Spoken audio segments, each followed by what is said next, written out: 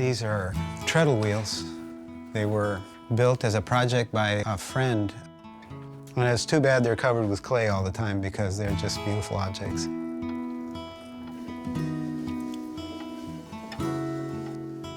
What I like about working as a potter, among other things, is that you really are on your own. That's the good, and what makes it more challenging is, you know, that you have nobody else to blame.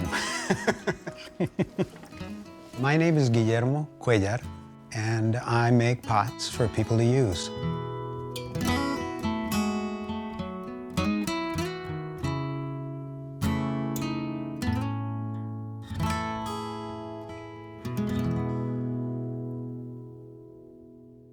Right now, what I feel is, you know, I've spent all this time making pots, and this is like getting your report card or Christmas time wrapped into the same event.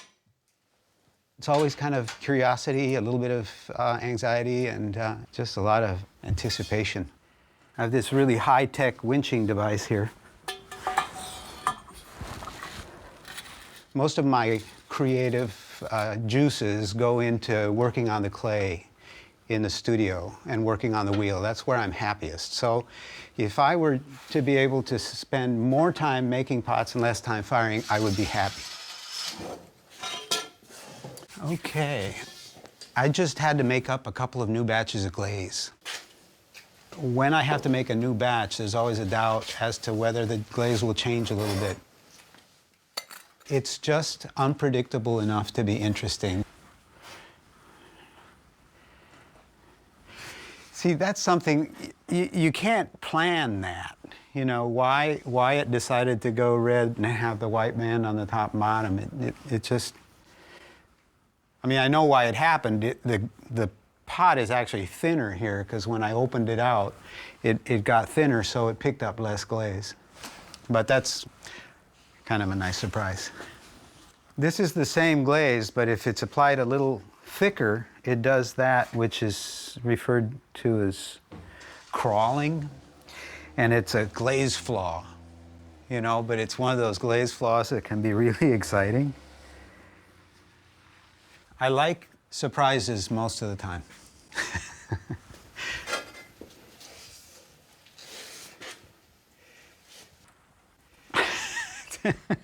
It may be a little much.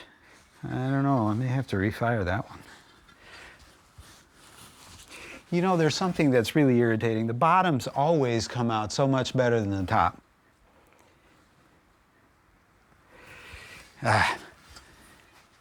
I don't want my pots to be too formal, so I want them to be something that you want to have around to use.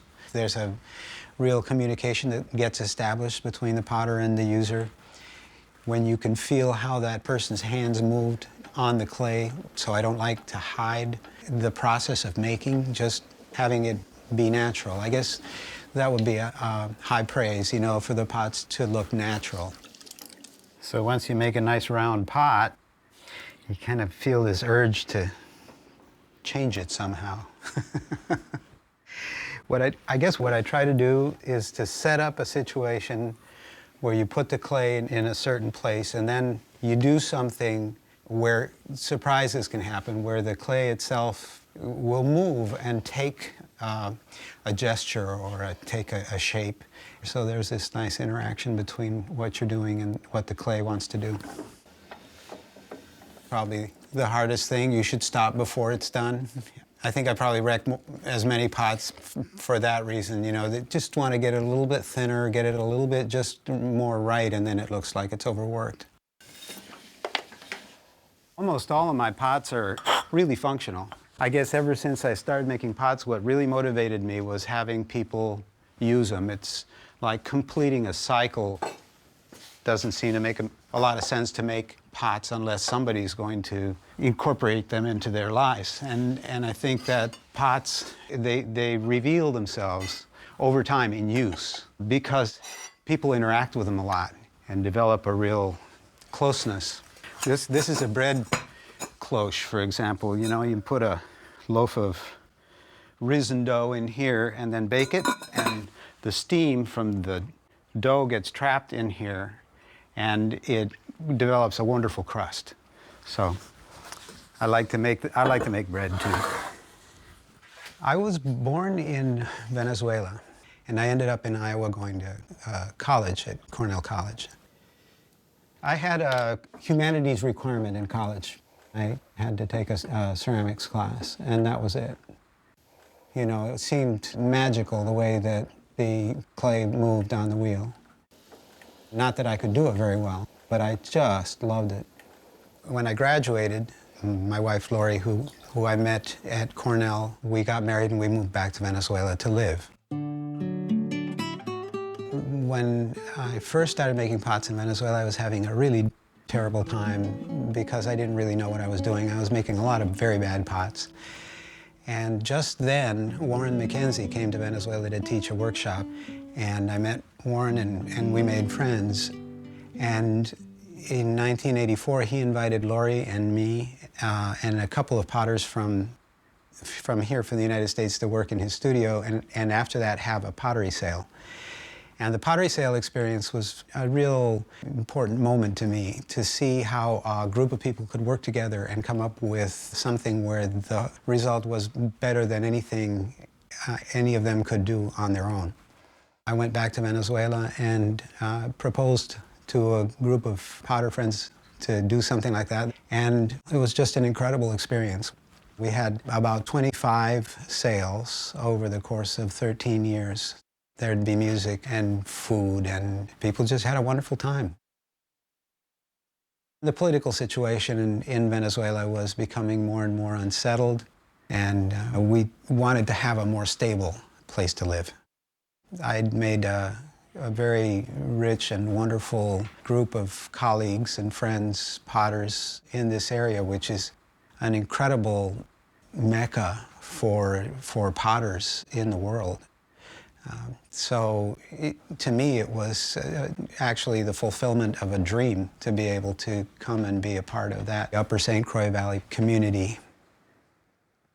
When we have sales here, I like to serve people a little wine. And it was awful to see the bags of plastic, you know, after one of these events. So I decided that I was just going to make them, and it's just it's just perfect way to get a pot into somebody's hands, you know, here, you know. And that's what they're for.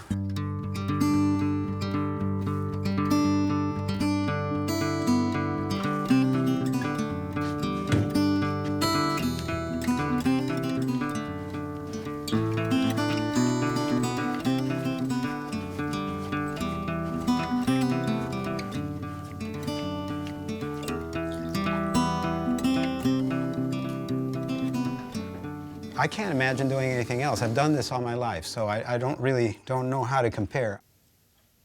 I think you get to a point with something when you've done it long enough where you feel like you can express yourself.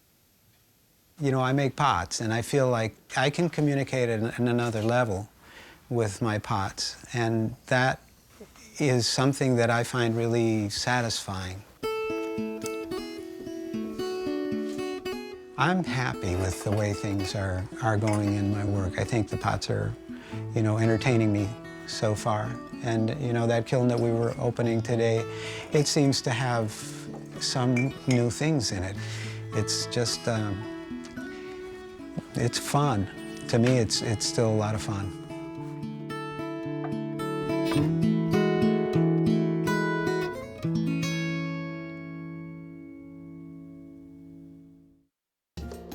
Minnesota Original is made possible by the State Arts and Cultural Heritage Fund and the citizens of Minnesota.